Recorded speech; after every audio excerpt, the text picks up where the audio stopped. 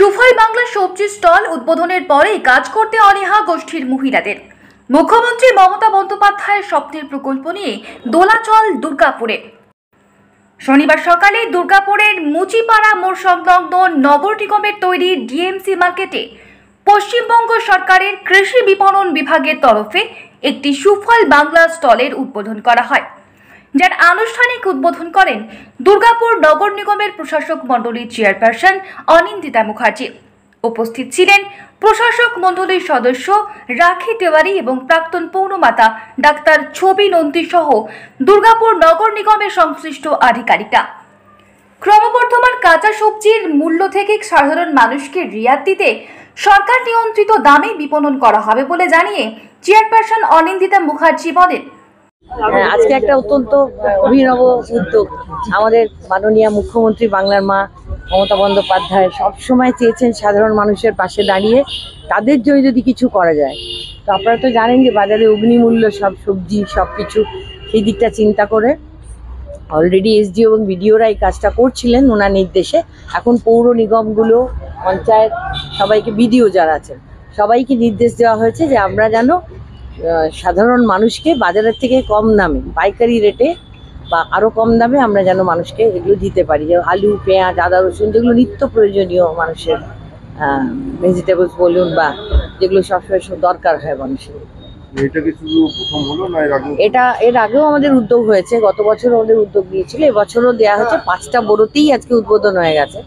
5টা বোরো বিভিন্ন জায়গায় বোরোর থেকে এটা নেওয়া হয়েছে উদ্যোগ। কমিশনার সাহেব আছে, সেক্রেটারি সাহেব, আমাদের বোর্ড অফ অ্যাডমিনিস্ট্রেটরসদের যারা সদস্য তারা আছেন, আমাদের বোরোর এসআই আছেন, আমাদের ওয়ার্ডের সভাপতি আছেন, এই অঞ্চলের মানুষজন আছেন, সর্বোপরি তৃণমূল পরিবারের লোকজন আমরা এটা করছি।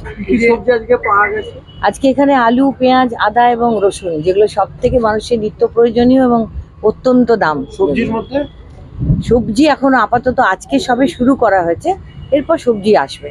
আজকে যেহেতু শুরু হচ্ছে, এই মেন সবজিগুলো দিয়ে শুরু করা হচ্ছে মেন এই করা। এরপর বেলা গড়াতেই তালকাটির সমস্ত পরিকল্পনা গোষ্ঠীর দায়িত্বপ্রাপ্ত মহিলারা সবজি বিপণনের কাজে অনীহা প্রকাশ করায় আপনারা তো সমস্ত কিছু জেনে পরেই এটার উদ্বোধনের বা আপনারা অংশগ্রহণ করেছিলেন?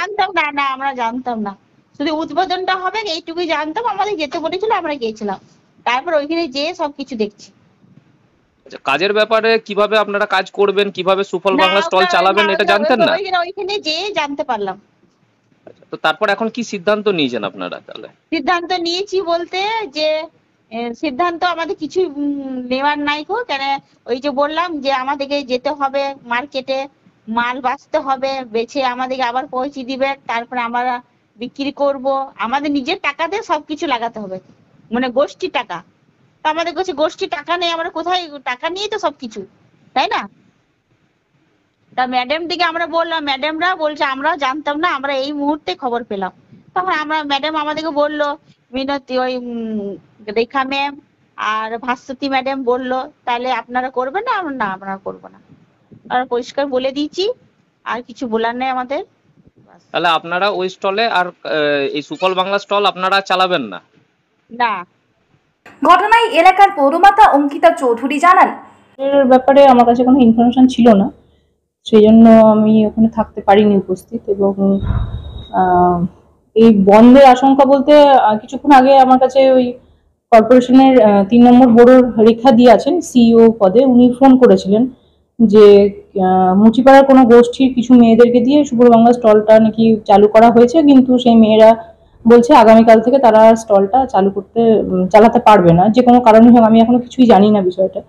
তো উনি বলছিলেন যে আরো অন্য কোনো গোষ্ঠীর মেয়েদের দিয়ে এটা চালানো যায় কিনা সেই বিষয়টা দেখতে। এবার এই হাফ বেলার মধ্যে আমরা তো আর সেটা ডিসিশন নিতে পারবো না, এবং আমি যেটুকু শুনলাম যে গোষ্ঠীর টাকাও এটাতে ইনভলভ করতে হবে, সেই সবগুলো একটু আলোচ্য বিষয়। এখনো আমার কাছে ব্যাপারটা পুরোটাই মানে অস্পষ্ট। তো এটা একটা মুখ্যমন্ত্রীর খুব ভালো প্রকল্প সুফল বাংলা, যেখানে সাধারণ মানুষ খুব উপকৃত হবে। এটা আমার ওয়ার্ডে চালু হয়েছিল, এটা জেনে খুব ভালো লাগছিল। কিন্তু হঠাৎ করে কর্পোরেশনের যে আধিকারিক উনি জানালেন যে এটা বন্ধ হতে চলেছে বা কাল থেকে হয়তো হবে না।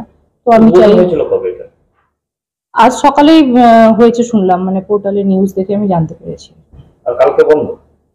সেরকমই বললেন আর কি, যিনি ফোন করেছিলেন রেখা দিয়ে, উনি ওরকমই বললেন। কোথাও একটা পরিকল্পনার কি কোনো অভাব আছে বলে মনে করছেন আপনি? এবার বিষয়টা নিয়ে আমার কোনো আইডিয়াই নেই, মানে হঠাৎ করেই কর্পোরেশন থেকে ফোন আসার পর জানতে পারি যে এটা বন্ধ হতে চলেছে, আর পোর্টালে নিউজ দেখে জানতে পারি যে উদ্বোধনটা হয়েছিল। তো আমার মনে হয় সুষ্ঠু পরিকল্পনা করে দিদির এই যে এত সুন্দর প্রকল্পটা সেটা মানুষের কাছে পৌঁছে দিতে পারলেই ভালো হয়। আমার এটাই চাওয়া যে এটা প্রকল্পটা যেন ভালোভাবে রূপায়িত হয়, এবং যেহেতু আমার ওয়ার্ডে হচ্ছে এটা যেন অবশ্যই সাধারণ মানুষ উপকৃত হয়, সেটাই আমি আশা করি। এমতো অবস্থায় সুফল বাংলার মতো সরকারি উদ্যোগ গোষ্ঠীর মহিলাদের দিয়ে দুর্গাপুরের বুকে চালানো সম্ভব হবে কিনা তা সময় বলে দেবে। দুর্গাপুর থেকে তন্ময় দাসের report, the e-paper digital. DSMS, a premier management college in Durgapur. Admission open for hotel management, hospital management, tourism management, BBA, BCA and nursing. Excellent training and placement assistance. Join now. DSMS, gateway to success.